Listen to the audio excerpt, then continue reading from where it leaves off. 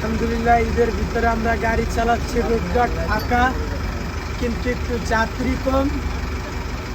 যারা দূরবর্তী যাত্রী তারা গতকালকে সবাই দেশের বাইরে চলে গেছে।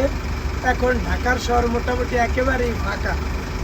আপনার গাড়িতে তো একদম লোক নাই, তা আপনাদের পোষাবে কিভাবে? পোষাবে কিভাবে, এই তো আমরা এইভাবে আস্তে আস্তে চলতেছি।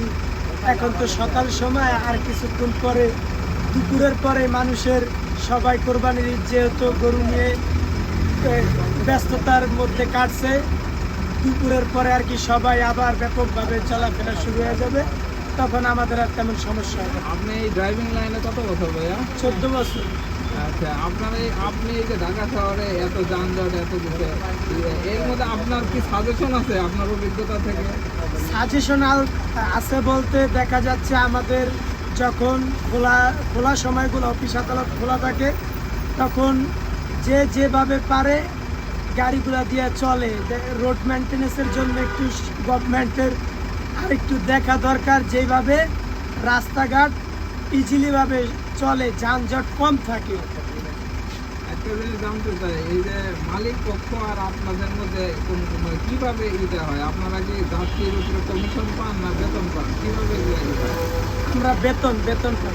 মানুষ না হলে যে যান না, কারণটা কি? মানে এটা না বললে যে যান না, বেতন পাইলে তো আপনাদের নির্দিষ্ট মানে হয়রানি হয় না যাত্রীরা?